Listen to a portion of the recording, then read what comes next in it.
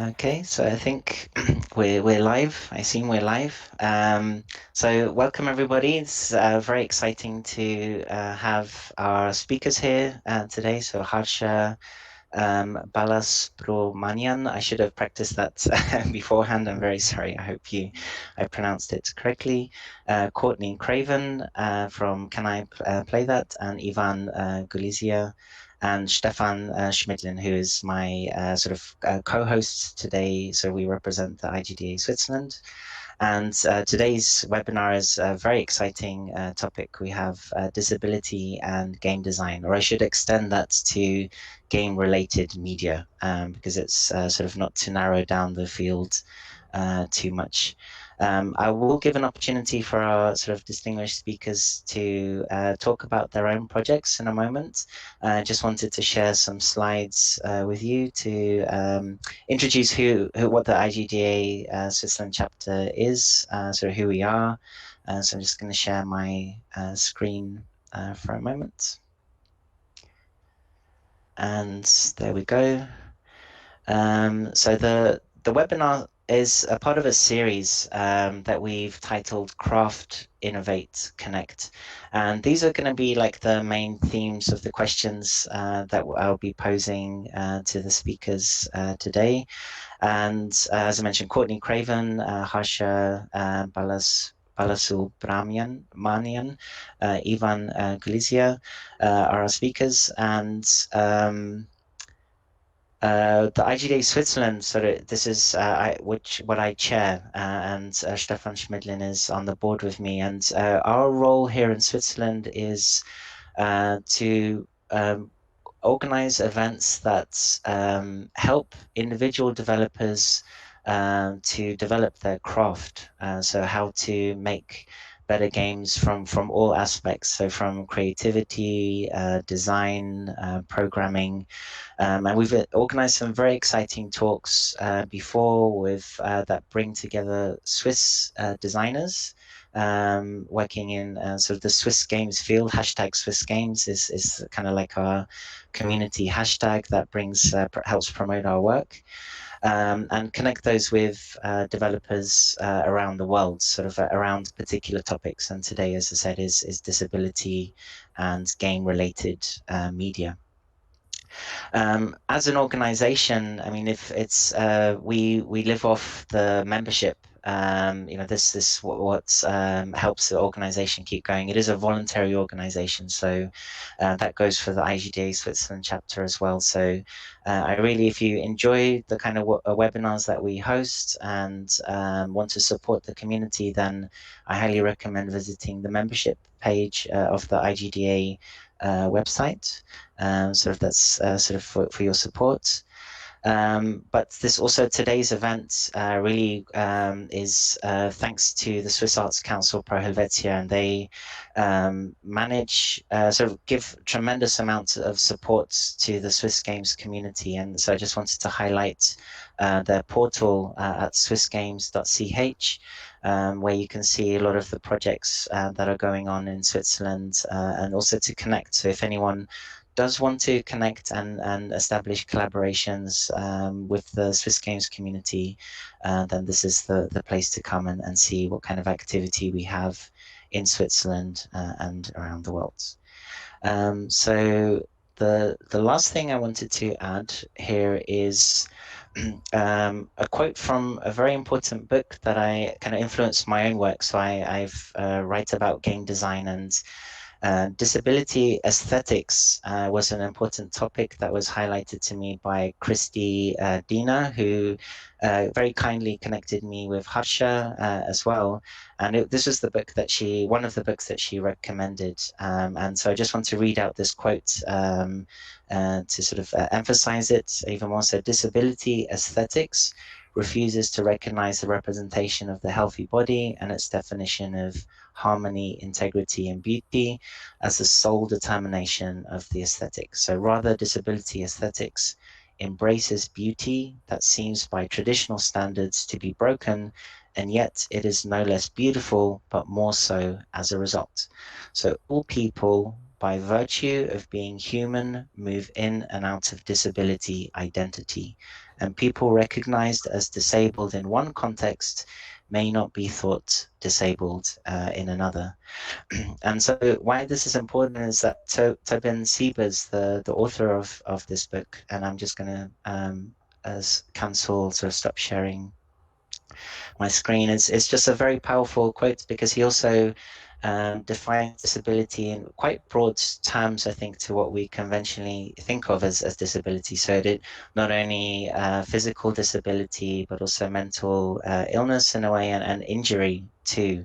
You can imagine old age being sort of like coming into this definition as well. And this is why it's important to understand that this topic today is not just for a select group, an narrow group of people, but something that is relevant to all of us.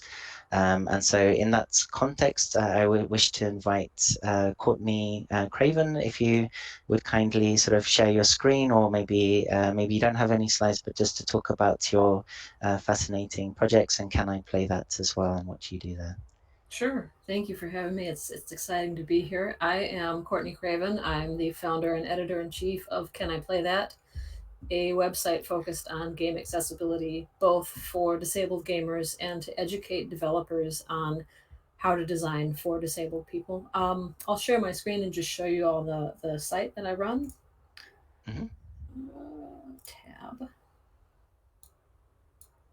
There we go. Here is Can I Play That, our beautiful website designed by ActiveBit on Twitter. He designed it to be as accessible as humanly possible. We have our handy little preferences here. We can have dark mode. And yeah, we have news, articles, reviews. Our most recent addition to the site is our workshops. We have diversity, equity, and inclusion for game writers. And in that workshop, we teach anyone from narrative designers to people doing copy for PR and marketing, how to be more inclusive and more mindful in their writing to include not just disabled gamers, but any marginalized gamer, so that no one is excluded from either the gaming content or marketing content. And in our accessible community management workshop, we teach community managers, clearly, uh, how to follow and implement best practices across all of their community spaces, whether it's social media, forums, their websites, anything that community managers manage. We teach how to follow best practices so that disabled people can fully engage with any community content.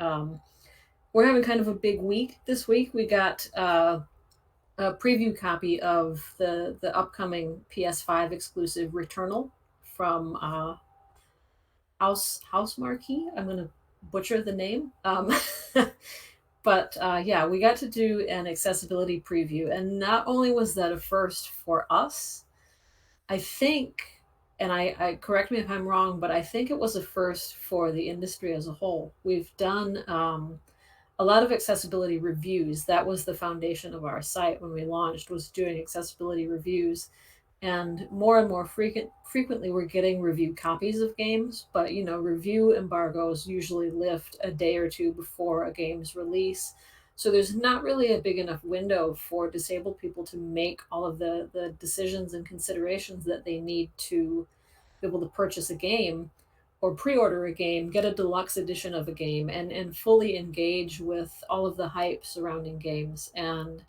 with Returnal, we were invited to do a preview of the game and release all of the accessibility information, as well as how it felt to play the game with different accessibility features toggled on or off, a full week before the game released. So now, having done that, disabled players have plenty of time to make a decision whether or not they want to pre-order the game, or get the deluxe edition if it's going to be a less risky gamble for them, because when you're disabled, buying a game is always a gamble because you never really know if you're going to be able to play it. um, but yeah, that's Can I Play That. That's the site, and I will stop sharing now. Here we go. Cool, but thank you very, very much. And I know that you're also, as a organization, you're also I think people reach out to you quite often to comment on disability news. So like when I was doing some research for my own work, that it was often you were cited as an organization for your views on, which is also a proud thing to be a main source. Okay, no, great. Thank you very much, Courtney. And Harsha, can I invite you to sort of talk a bit about your projects as well? Oh, thank you so much for having me. And by the way, you did a very good job of saying my name earlier. I think very, very, very kind. I don't have a screen share, so you get to listen to me chat for the next 10 minutes. I hope you guys are all right with that. So my name is Harsha Balasubramanian, but I do often go by Harsha Bala, which is how you can find me on Twitter. I am a PhD researcher based at the Department of Anthropology at UCL in London, but I'm also collaborating with researchers and advisors at the Royal College of Art, which is also based in London. I suppose this interdisciplinary background has somewhat led to me becoming a bit of a practice-based researcher. So that is to say that I draw on a lot of practice-orientated and collaborative methods to get stuck into my research questions. Talking of which, in my PhD, I'm looking at the adoption of virtual reality in the creative industries. So that's mainly looking at how performing artists, in this case, are taking up VR, reimagining its potential, taking it beyond games, and how they are shaping its potential. So by that, I mean what VR is, what it could be, who it's for. So that potential includes the potential for inclusion. So I suppose I would take these few moments before we get stuck into our discussion to perhaps share what drew me to this panel discussion. So besides the opportunity to take part in this exciting conversation with some distinguished speakers, I've felt that what drew me particularly was the breadth of the discussion. So the fact that we were being invited to talk about disability in games and related media in all its forms. So not just disabled users or disabled developers, but I felt it would be an exciting context to share my experiences and hear your thoughts on my experiences of being a disabled researcher in the context of virtual reality. What I found going into this space as someone who identifies as disabled is that I wanted to study how designers were working. I wanted to study what happens before the accessibility measures come into play, before the audio description or the subtitling is tagged on to the finished product. So what I felt, or what that led to, was me working alongside artists, often in contexts where accessibility had not been thought about already. And so finding ways to make things accessible for me. At this particular moment, it's perhaps relevant for me to share that I identify as visually impaired, so I have no use of sight at all. And I felt that this afforded me a critical frame to both query the pre-existing aesthetics in VR production, but also to reimagine what VR design could be and how it could be more immersive and more inclusive. And I thought that I would provide some examples of this before I rounded off this particular bit of my intro. So I also come from having researched audio description, which is the description of visual details for visually impaired people. And so one of the first projects that I became involved with my collaborators was audio describing a nonfiction VR documentary. And what we found in this process was that by introducing voice and vocal description into the mix, this automatically unleashed discussions in the design team about who should be doing the description, especially when it comes to describing the appearances of characters. So we decided that the voice of the vocal descriptions unleashed these discussions about who should be voicing truths in a political sense. And we felt that the characters themselves in this nonfiction VR documentary should be describing their own appearance. So in that process, what I felt came to the surface, and what was being allowed by virtue of including audio description was this opening for self-representation, and a more collaborative and inclusive process of making VR.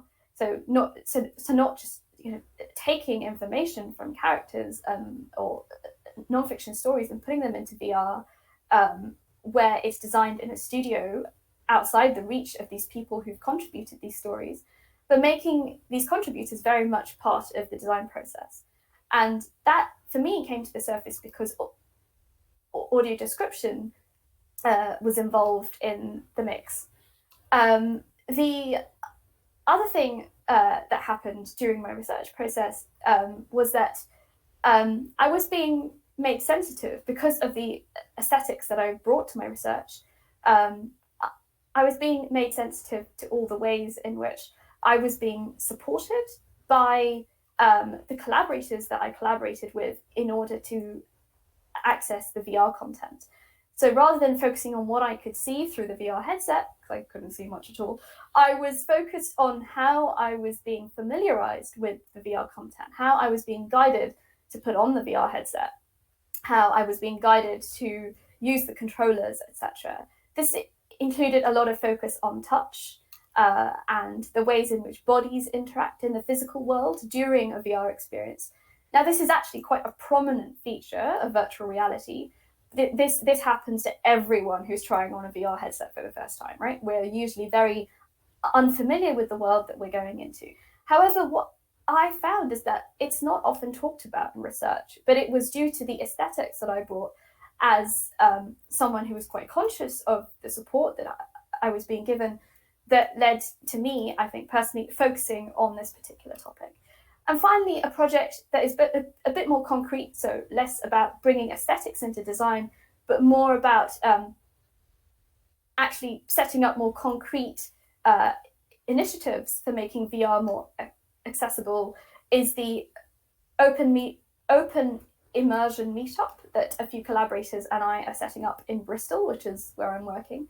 And we are hoping that this will be a safe space for people who want to make their VR and XR creations accessible to disabled users to come along and learn collaboratively, but also for people who identify as disabled to embrace authorship of XR, or at least embrace it more than they have done already. So we'll be getting our teeth into lots of tools and resources for how we can do that.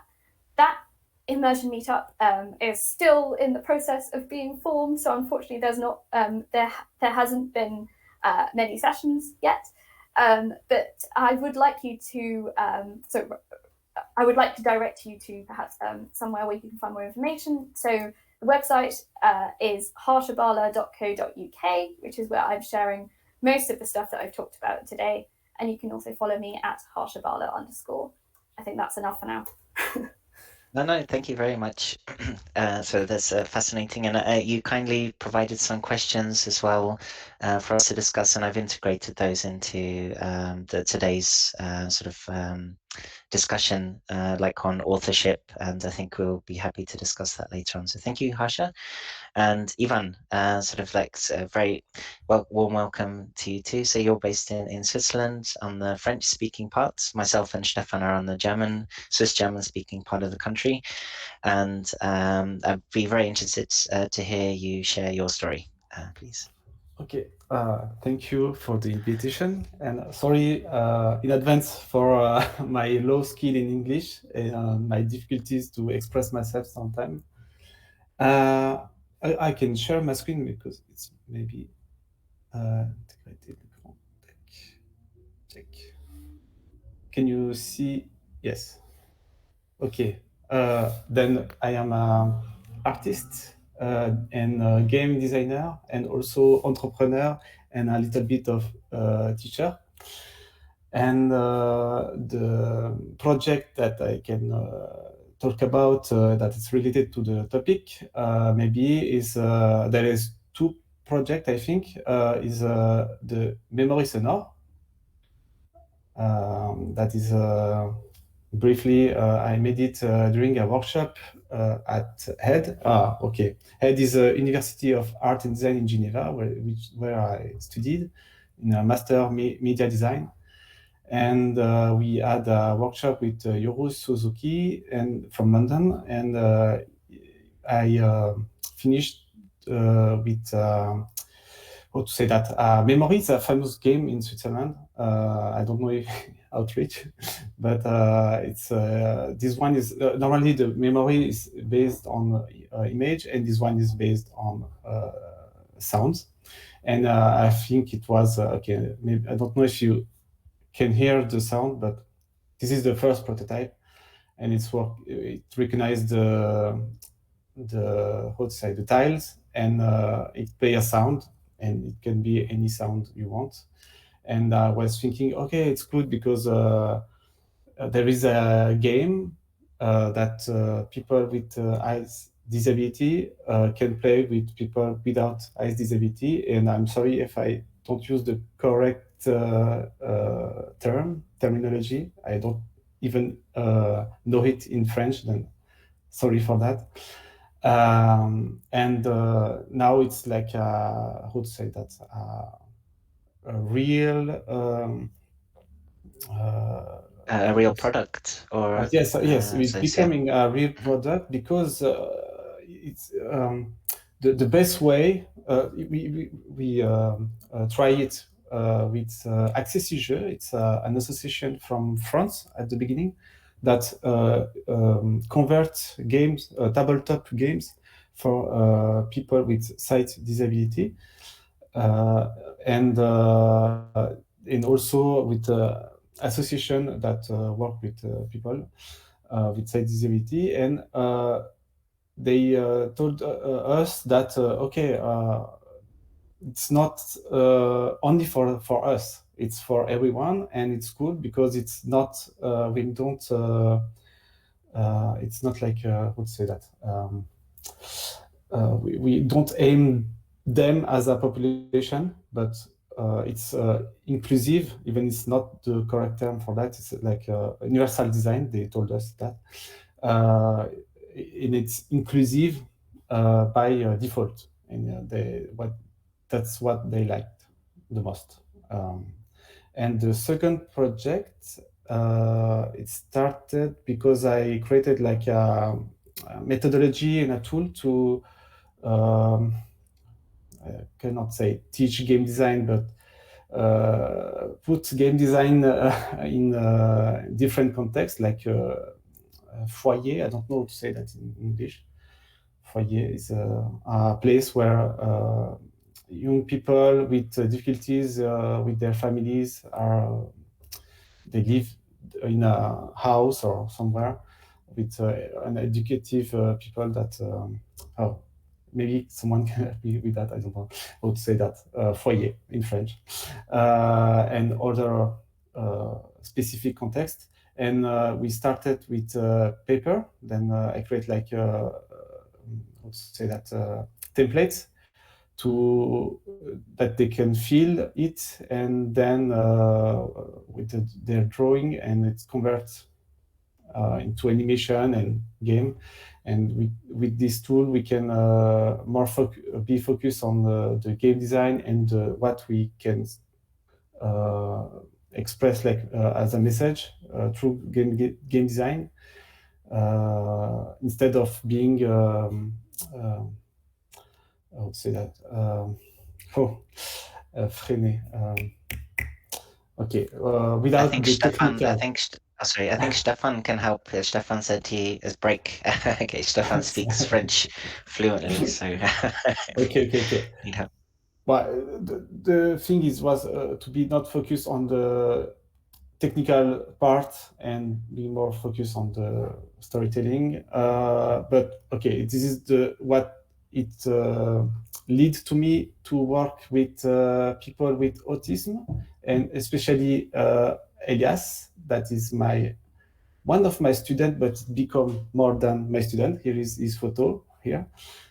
We were in Czech Republic presenting the game at Untitled Design, the day of this photo.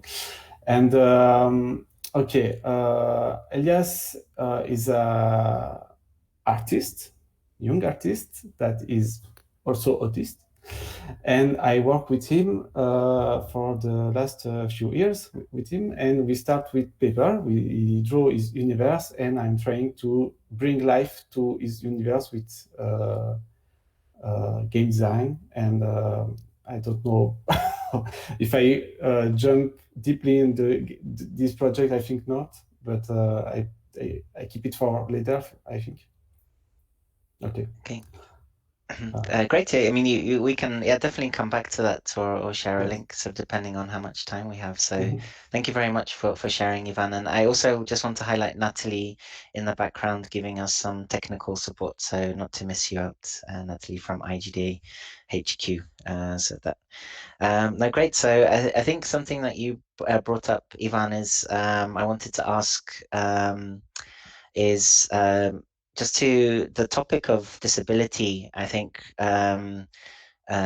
sort of is something that people often find quite daunting, or sort of that generates a lot of anxiety, because we sort of I think in general tend to feel quite uncomfortable that we might offend somebody if we say the wrong word about it. And I often find as well that I'm kind of self-censoring myself and not speaking as fluidly as I would normally on sensitive topics like this. Or maybe and I just wanted to ask, like, are there any guidelines that you, so especially Harsha and Courtney, that you would like to share, or anecdotes, or like what are the things that how the community in general can approach sort of talking about disability and the do's and don'ts of this theme?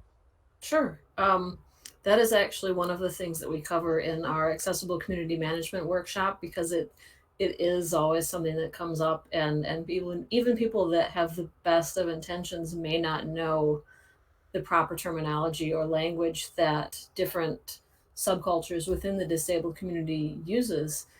And I've found that really the best and only way really to stay on top of and stay aware of what language is used by various groups within the disabled community is to connect with those groups that you're wanting to learn about and wanting to engage with on places like Twitter, or groups within IGDA, stuff like that is connecting with the people that you want to learn from. Great. And Harsha, did you have something from your experience, or any guidelines or tips you'd like to share?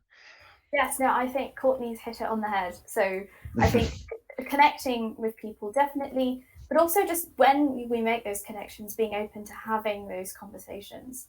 And there are many people, in my experience anyway, in the disabled community, I'm obviously speaking very much from the experience of visual impairment and those associated communities, but my experience has been that they are very open to having these discussions if you're in the right forums. The other thing that I perhaps want to say is that perhaps one way in which to enable these connections, besides seeking out the forums, is perhaps also to try out some of the assistive technologies that these communities engage with and have to navigate. And not just the assistive technologies, but also the arts practices. So, and finding ways to perhaps integrate them in the design process itself. So you could find a way to perhaps integrate audio description into your design process as you're designing, so that you get into the habit of perhaps trying to bring visual details to life through other senses. And I think that just puts you in, I think, better stead to have those conversations, because you've had experience of what these communities are dealing with on a day-to-day basis. Okay, now that's a great tip. Thank you for that. And I think this is a question that you proposed, Harsha. So it's the reflecting on the language used to describe disability in games and related industries. So can you elaborate sort of maybe on what you were thinking when you wrote that question down? Yes, so I think this comes from personal experience, in that I've come across two ways of arguing about this. So some people feel that real political change comes from grassroots organizing and organizing at the local level and kind of empowering change that way, through actually doing something, the verb of actually doing it. Whereas other people believe that language plays a very important role in political change. And so I've been often caught between those two extremes and two ways of treating language. I personally have found language can be quite influential in that it sometimes can determine who can and cannot take part in a conversation because of the ways in which you're referring to those specific communities. But I'm happy to elaborate on that later if you'd like me to, because I realize that was quite an open statement. But I think language and perhaps getting hung up on language can sometimes prevent you from seeing the broader actions that you can take to actually generate change. So this is, I'm torn. So I'm going to put this question to the other two speakers and see what they think. And so, Courtney, do you have a response? You know, it's interesting because I taught a class last weekend on accessible practices for writers in their marketing materials, and one of the questions that came up was in the module about audio description and alt text for images. Was one person feared that they were providing the frame through which a person without sight would interpret their description of a person, and there was worry that, you know, how do I know that I'm not putting my own biases or my own view of my own political views of something onto this person. You know, I think it's going to vary from person to person, so there's not ever a time you're going to get it 100% right. So I think the most important thing, like Harsha said, was to remain open to the conversations. And when you're open to the conversations, remaining open to the idea that you're going to get some critical feedback sometimes, and being open to that without being really defensive about it, and just staying in that kind of learning mindset and realizing that, you know, we're all always learning and always changing languages and stuff like that. So I think that's the best way to approach it. Okay, that's great. And I kind of maybe link back to something, Ivan, you said that the organization that oversees sort of disability, blindness, is that right? Or that you worked with this memory game, that a key concept that they were interested in was the universality of your project, and the idea that it's not aimed at one specific group of players, but is something that is a shared space that everyone can enjoy, irrespective of who they are. And so can you speak a bit about that? Is that a theme that you've tried to keep in your projects as well, sort of like this, and how do you handle that as well? Okay, at the beginning, I was thinking about putting like a special repère target for the end, that when you touch the plateau, how you say plateau?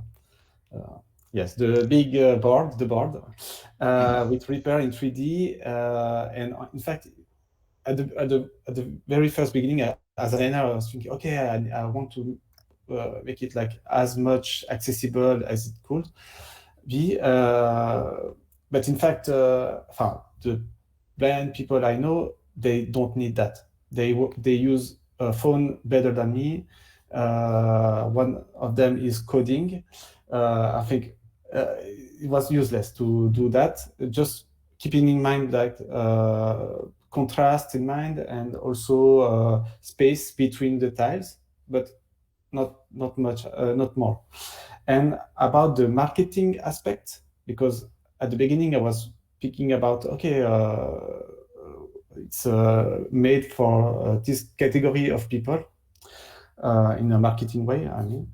And in fact, the best way to how to say that, to have the lowest price is to target everyone, a larger group, and then it's more accessible in a, how to say it, in a larger way than just aiming a specific group and how to say that? Oh, yes. Excluding others sort of by Not default. Yes. excluding, Yeah. but I mean the best way to become more accessible is that you have to aim larger than the group. This is our not strategy, but our decision. Because and then now we don't speak about this is a memory for blind people. Just we say, okay, it's a memory for everyone, and include by itself. And I think the people I ask them, they think that it's better to not being like highlighted this way, and selling the product with this I would say that good sorry with this good intention. Yeah, I don't know if I expressed myself correctly, but I hope you understood that. You're doing fine, Ivan. So I'm very grateful that you're participating in this talk. So please don't worry about. And Stefan is kindly helping with some sort of like translations and every once in a while in the chat. So maybe can I ask, like, does someone have statistics for the percentage of players that do identify as having as disabled in a way, sort of like sort of on a more commercial side? Courtney? I've got some basic statistics. I know that I believe it's 1 in 4 people around the world have a disability. They may not identify as disabled themselves, but they have a disability of some kind. And in the US, 2 of 4 people identify as gamers. So I think you could make an approximation that probably half of the disabled community could be gamers if they had accessible or access to games. Okay, that's great. And so I also wanted to ask sort of like not only about the on the player side, but also, of course, it's very important to cover the representation of disability in games. And by that I mean disability aesthetics. That's more from my user experience work, where we often have characters that move in very agile, these superheroic, fluid ways. And I was very excited to be directed to the book by Toban Siebers on disability aesthetics, because it made me realize just how little we explore the even just the movement sort of that's this there are games like I think it's a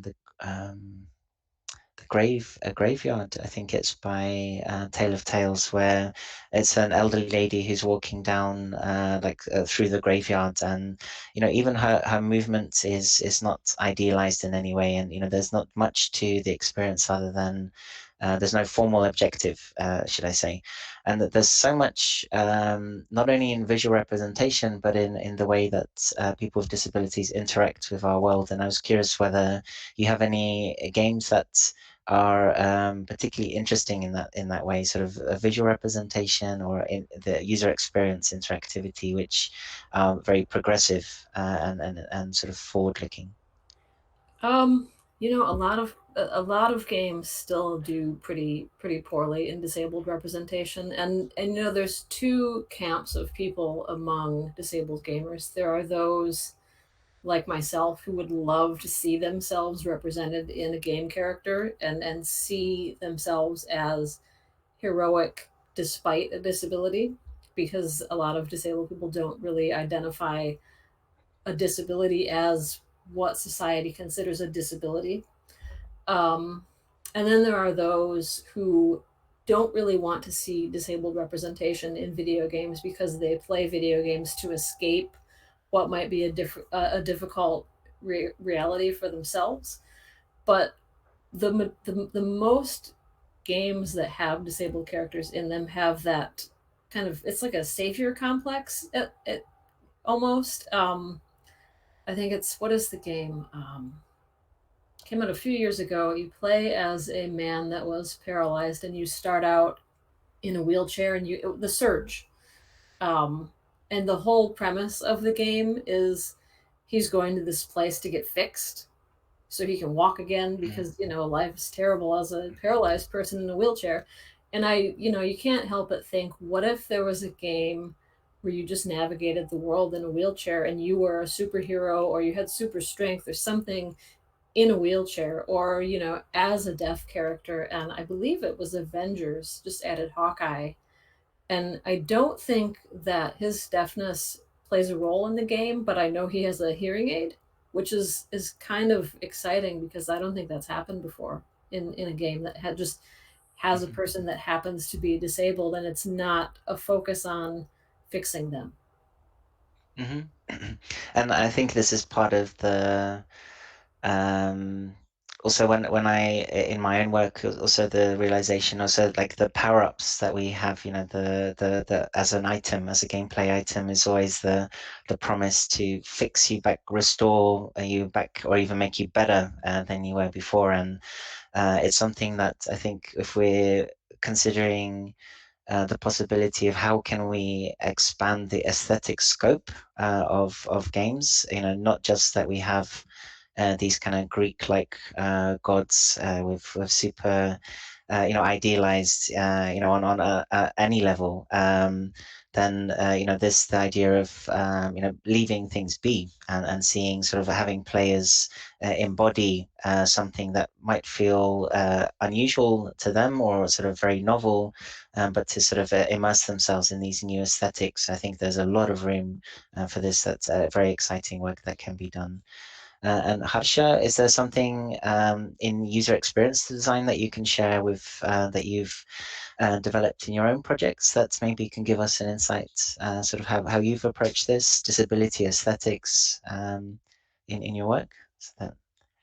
Yes, I mean, I just wanted to tap into the kind of speculative mood that we've got into, and perhaps express one of my own wish lists for how I'd like things to perhaps change, if I may. So slight tangent to your question.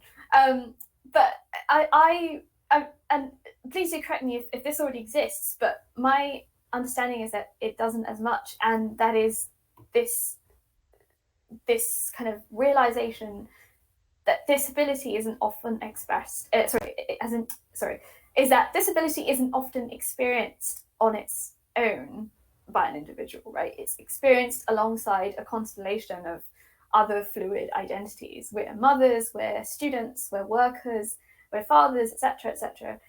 And it would be so nice if perhaps the portrayals of disability in games and related media took that intersectionality into account. And that might help to kind of help disability be portrayed in a way that makes it seem, quote unquote, more everyday, more normal, as opposed to something that's exceptional and out of the ordinary. I think that's a fantastic point. It's why a game like Gone Home, deals with sexuality in a way, but it's not the theme. It's sort of like a wonderful game about love, teenage anxiety. And it just so happens that there's a particular sexual orientation sort of being attached to the story, but it's not the subject. And so I think that's a wonderful way of looking at disability as well, where, of course, it links back to my original question, how maybe guidelines on how to talk about disability. And in my work, it was always, in the research I found, was always the focus on the people first language as well. And it's a people first design. We're not, John with sort of blindness, or John with these a certain disability. It's John or Mary, it's the person comes first. And when we design game experiences as well, it should, like, as you say, it should be a father, a mother, the disability just happens to be something important, but not central to the figure in that sense. And Ivan, did you want to say something? I see you have your hand raised. Yes, I wanted to react about what Courtney said. I was thinking about, I don't know if it's the place, but okay. I was thinking about the representation of autism, Asperger autism, in the movies and series, and they're like superheroes, in fact. When you they can see through walls or through bodies and stuff like that. And I always ask myself, okay, but maybe it's not the best way to represent them, because it put like a pressure maybe for the regular people, it's sort of to say that, on them, because they wait for a superpower like from them. I don't know if we switch from disability to superhero is maybe a good practice. I don't know how to say that, but the best solution. Yeah, sort of turning it into like a novelty is sort of like as I'm getting caught up in the language as well, I must admit. But it's sort of focusing too much on the autism, not on the narrative of the person. I think that's what's important is here. Apologies if I'm kind of losing my thread as well. So with that, it kind of leads on maybe to another question that you had, Harsha, is how can we increase disabled people's authorship of games and related media? So we we can see that sort of like the representation there's a lot of improvement there. So like a people focused approach to design rather than the focus on the disability. But also on the authorship, and this is something that you were very passionate about in your introduction. So I'd be very interested to hear what you have to say there. Sure. I think because of my background in anthropology, I'd like to respond to this on a kind of social, loosely cultural way, if I may. So I think the first step, perhaps, from what I've seen in my field site, is perhaps to notice all the ways in which people who identify as disabled are already very creative, right? By default, I found from personal experience and from talking to a lot of other people in the community that I'm part of, that we're always having to remake our physical and virtual environments, always having to remake them in order to make them more accessible. We're always having to think on the fly. And I think what's happened at the moment is all those stories, that history of disabled people's creativity, is barely celebrated outside the disabled community, and it's not really talked about in the ableist contexts that have so much power over us. And so in the game studios, in the wherever these massive VR experiences, etc., are created. And I think it would be really useful to channel those examples of disabled people's creativity and power them into design. And that might help to also contest these master narratives that seem to be quite prominent, that disabled people or disabled users of games and VR, etc., need someone else to come along and design their accessibility routes. That they are passive recipients of accessible measures. It would be nice to have a narrative that says something that kind of sees the ways in which disabled people can contribute creatively to those accessibility measures in ways that are collaborative. Great, and this links, to Courtney. I was going to mention you because I came across Can I Play That in response to the controller changes for the PlayStation 5, and maybe that's what you were going to talk about, the ingenuity that a lot of people with disabilities have implemented to make like things that might seem kind of quite minor size and weight changes, but have a big impact. But sorry to interrupt you, maybe. Oh no, that's no, thank you. Okay. No, I can speak to that, but I wanted to just note my day job as a contractor at Epic Games is to caption all of our video content. And I think, to piggyback off of what Harsha said, there's this prevailing belief that disabled people don't make games, and that's simply not true. One of the initiatives that I'm charged with at Epic Games is making sure that all of our content that gets published on our YouTube channel is fully captioned in English. And while the intention behind that is to make it globally accessible to non-native English speakers, it has the added effect of also being accessible to deaf or autistic or deaf-blind people using a screen reader. All of the content that teaches how to make these games becomes accessible because of our interest in making it globally accessible. So we're able to reach a much larger audience and empower disabled creators to learn how to make their own games. And to that end, I think if there were more of us in the industry making games, and we're starting to see more of that. I know Cherry Ray and Clinton, I can't remember Clinton Lexa, I believe. He was just hired at Ubisoft to do accessibility project management. And they're two openly, visibly disabled people who are now working, guiding this huge studio on how to make games accessible. So I think we need to see more of that, and we would have so much more innovation, like you said, with the DualSense.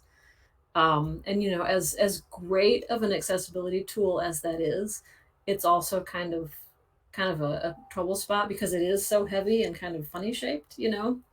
So for every win that a deaf person may get from the haptics, which are stunning, there's the added weight that's going to stress joints of someone that has low hand strength or low mobility. But I think if there were more of us in a designed position in gaming studios, we wouldn't have these problems because we know how to design for our own needs. There's no expert more well equipped to speak to what we need than we are. Fantastic. And it also sort of what Harsha said, it's sort of like rather than seeing people with disabilities as passive receivers of these technologies. I mean, the article that I came across, which reference can I play that, was just highlighting the ingenuity of many disabled people. And it sounded like many of the people had been developing these gadgets or something to interact with the controllers for many years, and it was really quite insulting or shocking that they all of that would be taken away with something that was so cutting edge, like the PS5's new controller. And as you say, sort of just more people with disabilities in key positions, influencing sort of the design process up front.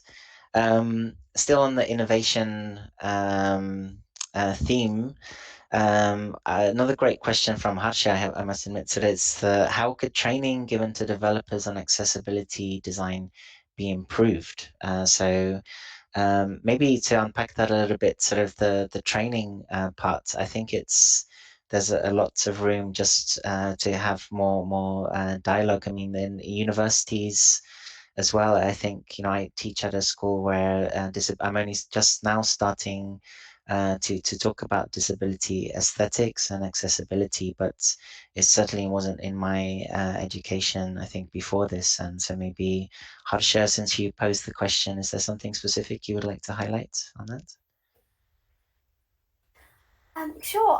I've got a fairly tentative proposal, and in fact, I'd love to hear your thoughts on it, Chris, as someone who teaches, but also other people on the floor. I mean, I think it's fairly minor, perhaps, but what struck me is the ways in which I've seen accessibility being categorized in the design teams that I'm collaborating with.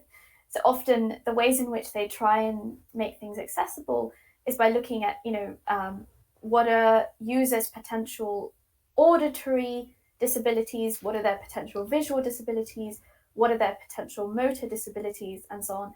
And so always access is kind of termed to be this thing that is fulfilling a lack, an impairment, normally a physical or sensory impairment. And I think that way of framing access as this kind of thing that fulfills a lack, it could be perhaps rethought.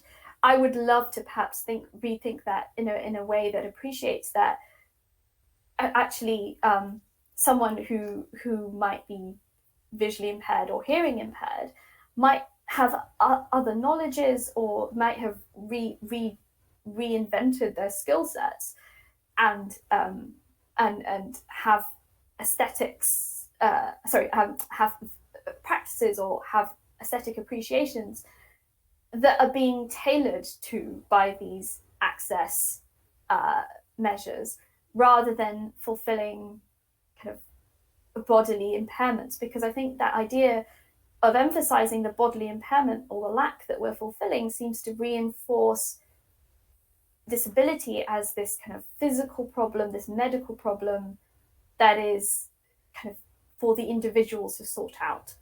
And I think it kind of reinforces the medical model of disability, which I think we're all trying to move away from at the moment. But yeah, that's my kind of initial thought on your question. Cool. Does Ivan or Courtney, would you like to respond to that? I can also maybe add that Tubman Siebers also just mentions that aesthetics he describes as the way in which people imagine their bodies augment their bodies to imagine different experiences, and sort of like this could be through sculpture, through architecture, it's sort of like identifying and embodying other people. And by this definition, I mean, it's very interesting to see it in that way. So when we design video games as well, it's the idea that we're able to embody other senses, and sort of Playable Bodies is another fantastic book by Kiri Miller, I think the author, and she describes games as being media that allow us to archive bodily experiences, and I find this super fascinating. And the idea is, of course, not as you say, Harsha. I think this is a very valid point that not sort of focusing on sort of fixing something, but sort of like giving people, players, and the designers to express new aesthetics. So not see it as a something that is solving an issue, but sort of something that is opening up opportunities to express new ways of new experiences, and people to play through those and embody those in new and different ways. I think that's also something that I'm very much behind as well. And Courtney, did you want to add? Just going back to the medical model of disability and how moving away from that would help the overall cause of more visibility and inclusion of disabled people.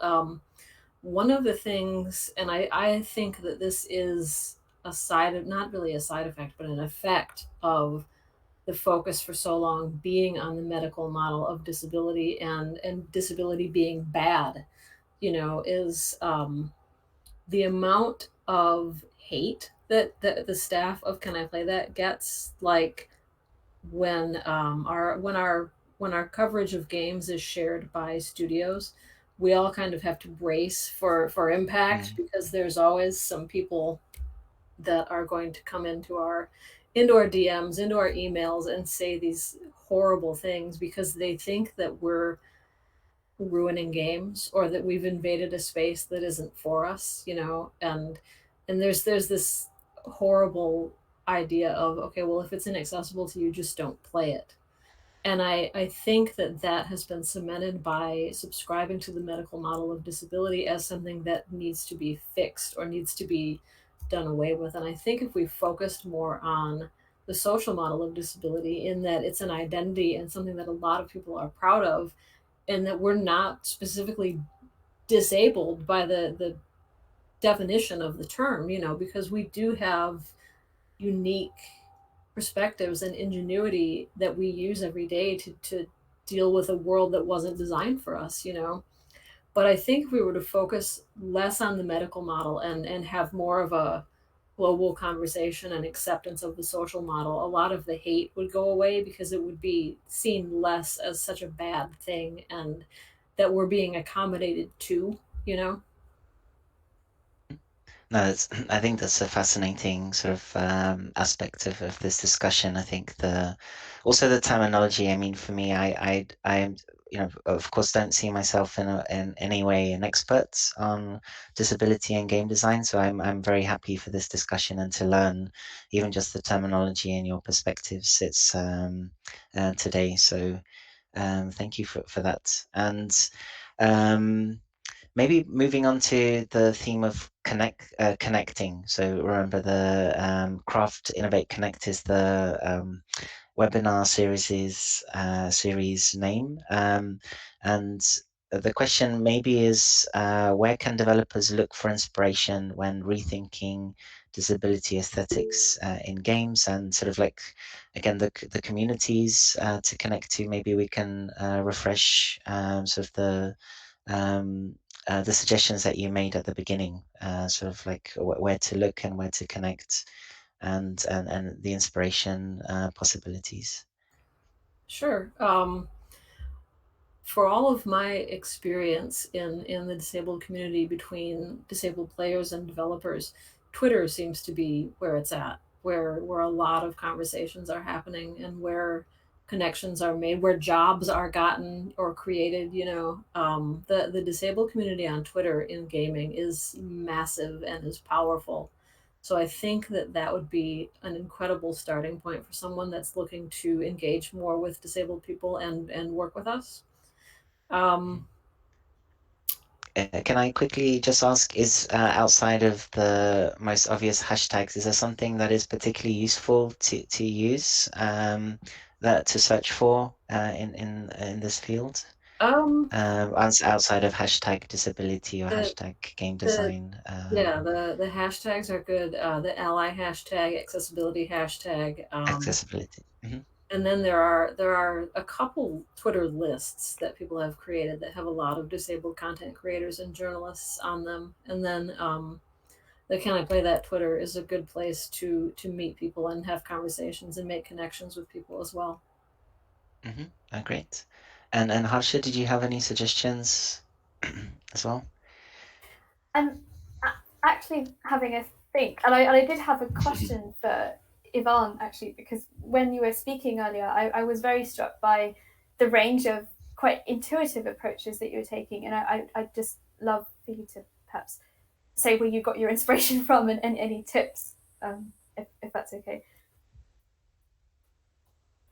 If I sorry, I'm not sure I have understood the question. Is where I took the inspiration?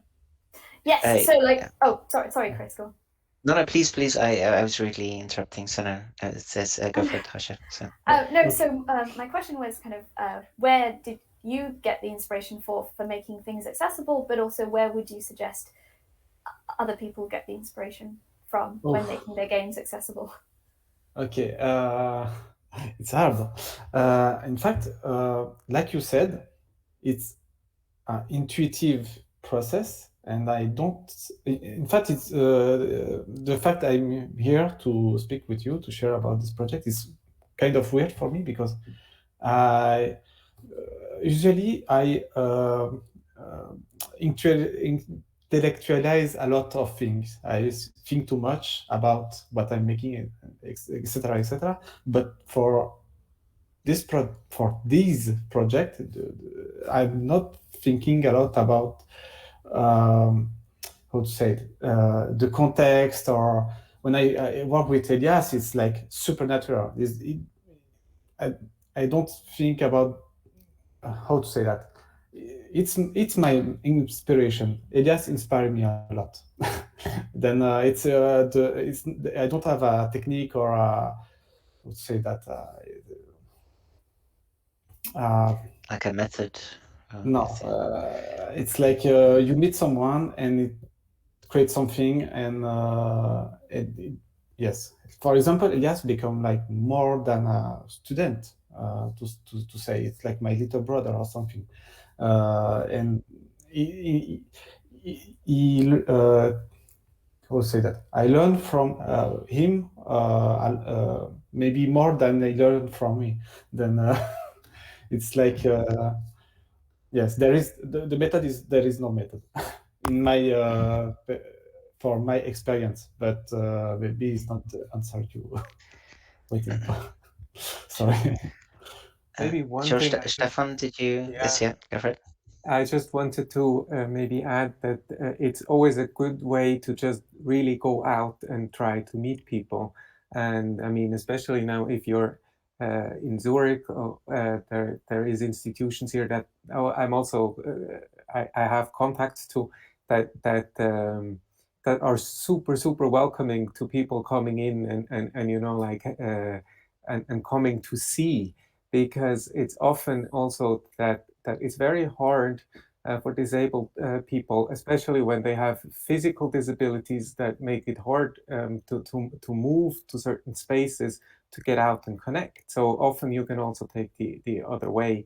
And what you see and what you learn is amazing. So, you know, like just on Tuesday, I was with a friend of mine and trying to get his quad stick, which is a method for quadriplegic people to play games just with their mouth, to set that up so he can play Zelda Breath of the Wild, which is a very complex game to play on the quad stick.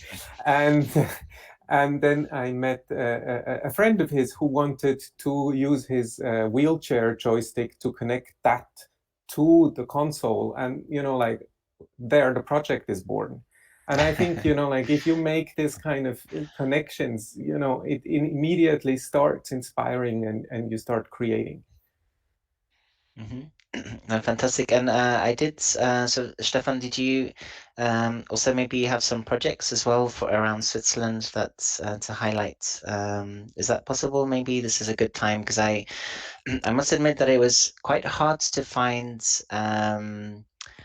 developers or game developers specifically that were dealing with disability in some way, sort of authorship representation in Switzerland. I mean, that was the goal, but I didn't want, of course, not to in some way create obstacles for this webinar to happen.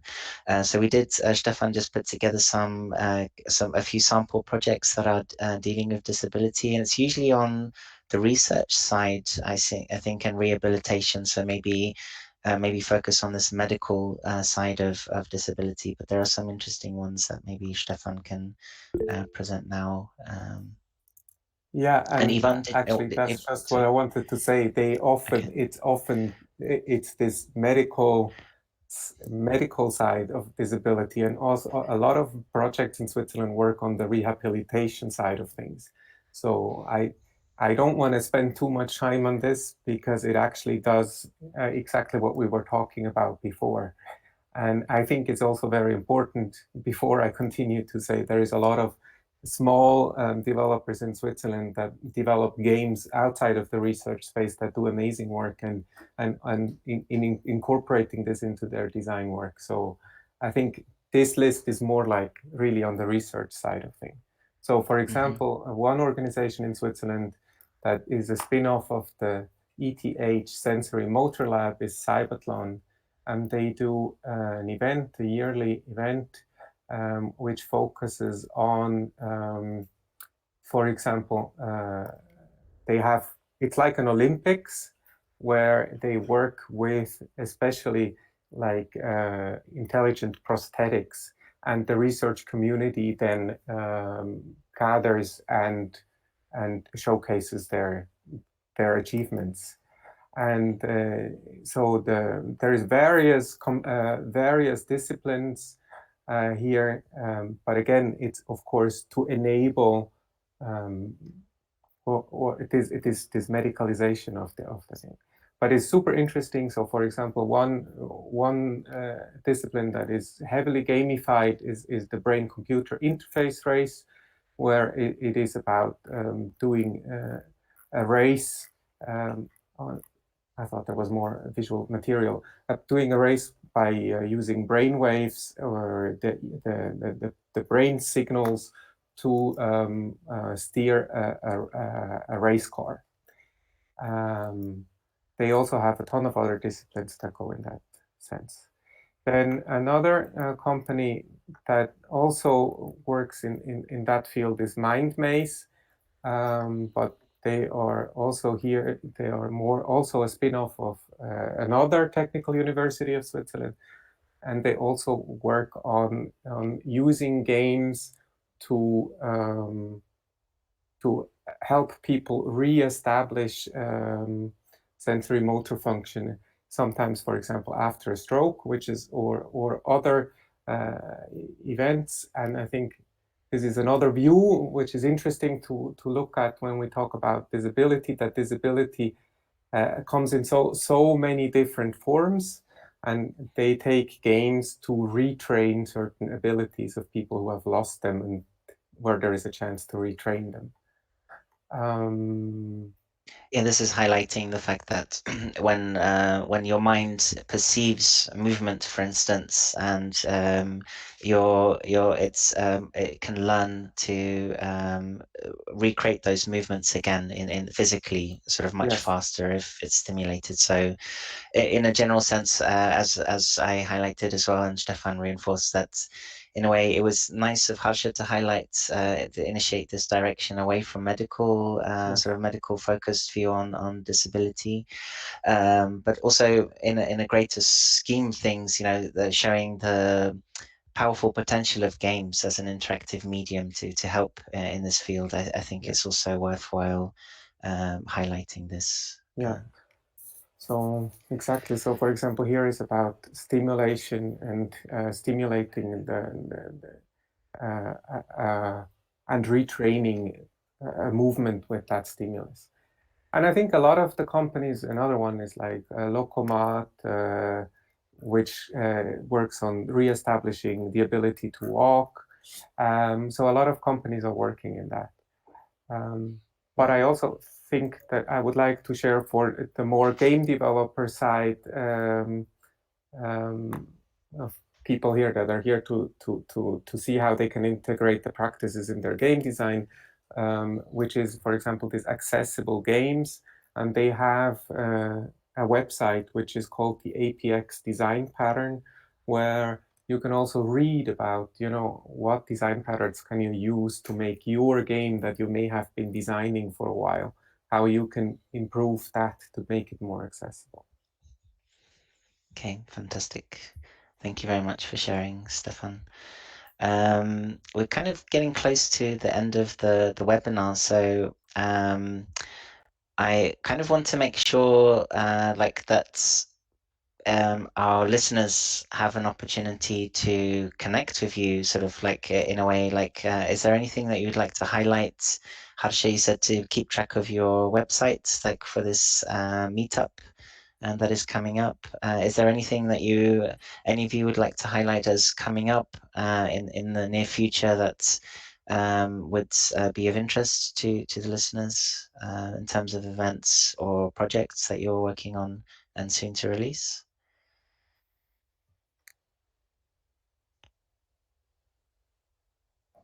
If not, I can, Courtney. Just to say that if you're going to GDC, Stacy Jenkins and I will be delivering our a modified version of our accessible community management workshop. So if you're interested in learning about how to make accessible social media posts and just basic content accessibility, that is a good it's in the community summit, I believe. So if you have a summit pass, you can check that out. And yeah, that's aside from our content, that is about all we have coming up. Sure. And but you highlighted those two kind of workshops on the website. Is it how do people usually engage with those? Is it that you usually have a company kind of commissions you to do a workshop over a day or two internally, or is it that you feature at conferences, for instance? Is that somewhere where you would also potentially be open to hosting this for communities around the world? And Yeah. is it the online version workable sort of in the current situation, or is it sort of on site? Does it Well, add considerably to the experience? Yeah, no, they are actually all held online via Zoom, because the three of us that do the workshops are in very different spaces around the globe. So coming together physically would be impossible for us. But yeah, we do host them internally at studios. We've done workshops so far at Ubisoft and Splash Damage, and we have Creative Assembly and Square Enix coming up soon, in addition to GDC. But we Okay, also so not. have one coming up. We decided to host an open one that anybody that's interested can sign up, and I'll put a link to that on the Can I Play That website in case anyone's interested in that as well. It's going to be mid-May. Fantastic. So, and it's quite a prestigious list of studios that you've just read out. So, congratulations on that. So, I mean, I fully encourage our listeners to connect with Courtney and Can I Play That to host. If you're a conference organizer or community manager, then of course that's the way to go. And also, I think that's. I'm not sure if organizations. So in future, I mean, also as a Swiss games community, I mean, just to thank the Swiss Arts Council for support of this event. I mean, we have here in Switzerland, we have a lot of. It's a very a country with a lot of very high living expenses, so we have a lot of indie studios here, and I think there's a lot of room for collaborations for unusual indie focused experiences, and I think I hope there are some inspiration happened today to connect with this topic. And Harsha, I just wanted to ask also, what is your how do you collaborate with people? So, like you said, you're based in Bristol in the UK. And sort of what is your kind of like your circle of collaborators look like? And is it everyone located in the same university, or are you sort of doing with projects around the world as well? Yeah, so I think the intention was to work with a lot of the artists in and around the Bristol VR ecosystem. But what's happened because of COVID is that we've obviously all had to stay home, and therefore our connections and our projects have kind of branched out all over the shop. So currently, so for instance, the reason that I met up with Christy is that Christy and I, Christy's based in Melbourne in Australia, so all the way on the other side of the planet, we are co-watching a lot of VR experiences together. And what that's helping me to do is to kind of think about how to kind of audio describe for VR, and how to kind of improve audio description for VR. One of the projects, as I said earlier, that I'm working on is a VR non-fiction documentary that I'm trying to co-produce audio description for.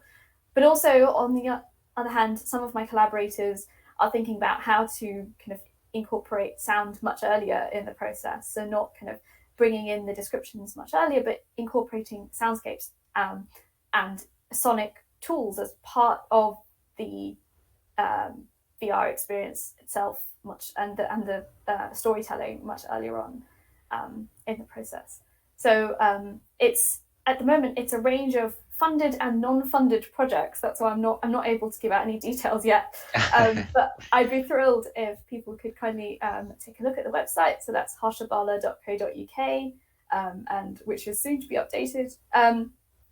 If I may, just as a closing thing, I just wanted to add a response to your question earlier about kind of how to kind of perhaps think of ways to be inspired to incorporate disability aesthetics in games. And I think one thing that struck me during this work is that we're surrounded by examples every day of places in which we are having to collaborate, where all of the collaborators bring very different skill sets and different knowledges, but don't have other skill sets and knowledges. I mean, the most obvious example that comes to mind is something like charades, or like most party games, where you have one part of the information but not the rest of the information, and you've got to collaborate in order to work out the answer. And I think that's kind of what I think disability aesthetics is kind of emphasizing that there's a lot of ways in which people can access the same information, and co-creation and collaboration is crucial, and that we're not all kind of having single person experiences in these games or in VR. No, fantastic.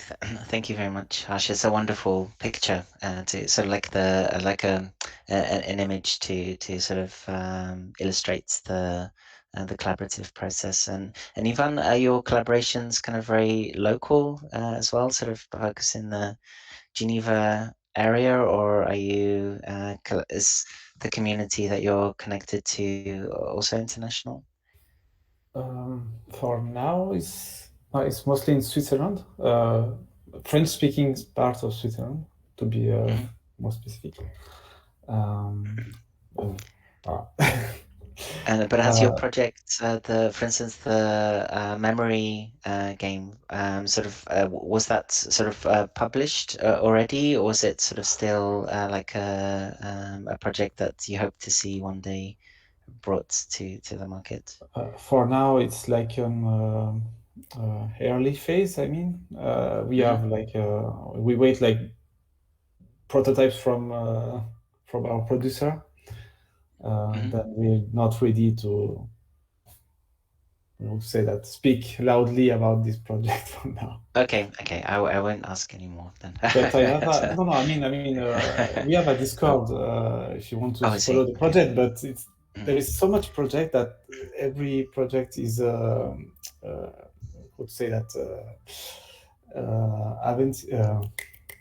progressing very slowly.